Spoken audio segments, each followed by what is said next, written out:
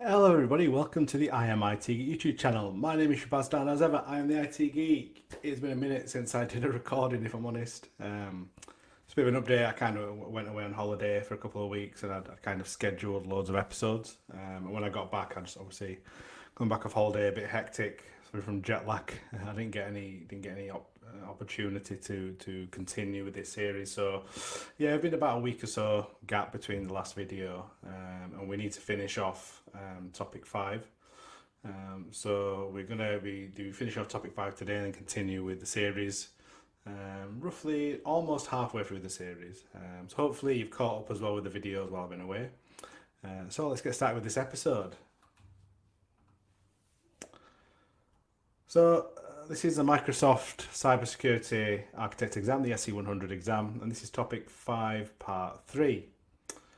And today, the breakdown of this final episode of this topic is going to be around using policies to address security and compliance requirements. And then we'll have a bit of a demo. We'll actually do a demo of Azure Policy and have a look at that. So let's talk about using Azure Policy to address security and compliance requirements.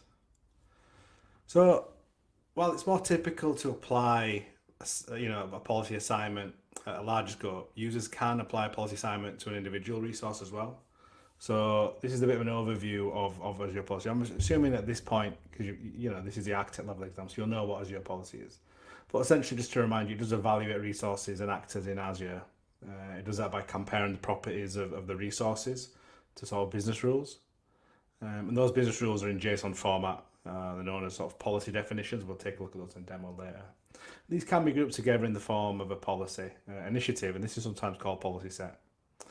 And those policy definitions or initiatives are assigned to either the management group level, the subscription, the resource, or resource group, or the individual resource. And the assignment applies to all the resources within that scope as well. And as I've mentioned at the start, what's more typical to apply a policy assignment to a larger scope, you are able to choose a more custom scope at an individual resource level. But again, it's just causes you more management. So, I prefer doing it at the larger scope, but obviously for specific needs, you can do it at the resource level, individual resource level, at the lowest. So let's move on to talking about policy usage now. So what we're seeing here are sort of times or events that can cause a resource to be evaluated. So obviously when a resource is created or updated in a scope with a policy assignment, if a policy or initiative is newly assigned to a scope, if a policy or initiative is already assigned to a scope and it's updated, and during that standard sort of compliance evaluation cycle, which occurs normally every 24 hours, you've got other compliance states as well. So besides sort of compliant or non-compliant, policies and resources have 4 other states as well, which is exempt when the resource in the scope of the assignment it's been defined as an exemption, or conflicting. So 2 more policy definitions exist with the conflicting rules. So an example of this could be sort of 2 definitions append the same tag with different values. Another state is not started, and this is when the evaluation cycle hasn't actually started for the policy or resource. And then we have not registered, so this is when the Azure Policy resource provider hasn't actually been registered, or the account logged in doesn't have the relevant permissions to actually read the compliance data. So when we talk about designing an Azure policy, you need to design your policy, Azure policy, to analyze the organization's needs for sort of infrastructure and compliance. So getting all your compliance data in the single place, using a tailored sort of policy, and using, reducing the time taken to audit the environment. And some things we need to really remember when we're designing that policy is make sure we have a set of guardrails to help ensure cloud compliance, to avoid misconfiguration. And sort of practice consistent resource governance as well. And you can also use your policy to reduce the number of external approval processes as well. Also, when you're designing Azure Policy, it's going to allow you to control costs and easily manage your resources by sort of defining conventions. And finally, you're going to be able to understand how the policies will affect your Azure resource to meet sort of business standard compliance needs. Okay, so that is the sort of practical element of sort of this episode, which is part 3 of topic 5. We're now actually going to jump into the Azure portal and we're going to look at Azure Policy and take a look at some of these things in practice and some of the different definitions and initiatives and policies you can set on your resources. So let's jump into the demo portal. Oh, so here we are in the demo portal, and we've been talking about Azure policies. It's only right that we actually show Azure policy and the different aspects we can do in there. So as we see, so this is around setting up policies that we need to adhere to within our tenant. They're going to keep us compliant. So here we see we've got a sort of dashboard overview. We've got sort of overall resource compliance. A bit of a graph to show which compliant policies we're adhering to, which ones we aren't.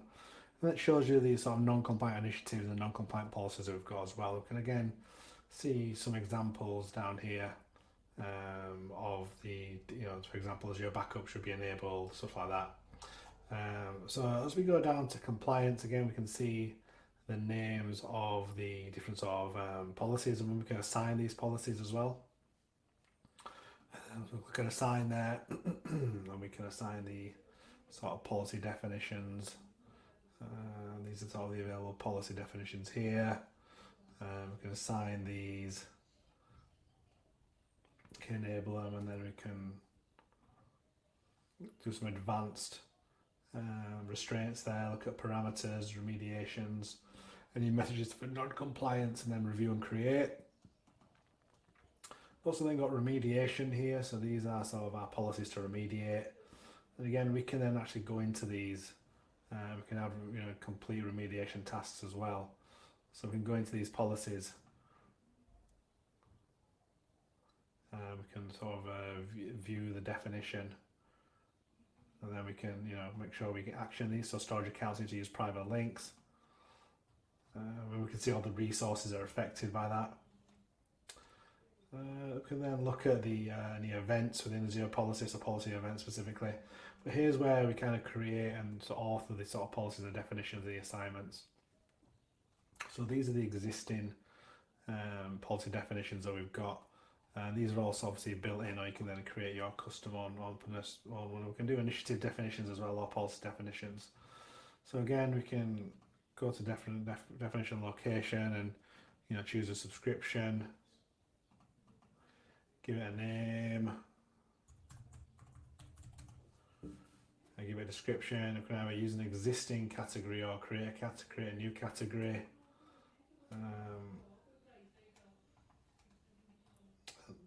From there, we can save that, and that's created the. We can assign this policy. We can edit it. We can duplicate it if we want.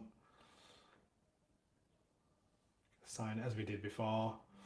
We've also got initiative definitions here. Again, the same concept. We can give it a name, connect it to a policy, or add a policy definition, create a group or assign it to an existing group, look at initiative parameters, policy parameters as well. Then we've got our assignments here. So we've got 7 assignments at the moment. We can assign a policy, or we can assign an initiative to these assignments. Finally, we've got our exemptions here as well. So I've got no exemption set up. We can set up exemptions to exempt certain policies or definitions. So that's a bit of an overview of Azure Policy that I wanted to give for you. We've just discussed it in this episode. So yeah, that's just a little quick demo on Azure Policy. Again, feel free to jump into your demo tenant and have a play with Azure Policy. And again, this is going to allow you to help you design specifically, and use Azure Policy to address sort of security and compliance requirements as well.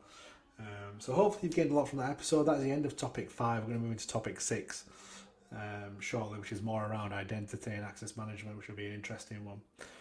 So if you're kind of watching these videos and you're not subscribed, why not? Please do subscribe. I've got loads of useful links in the description, including the GitHub repository to some of the sort of use case and case studies, and not quite labs.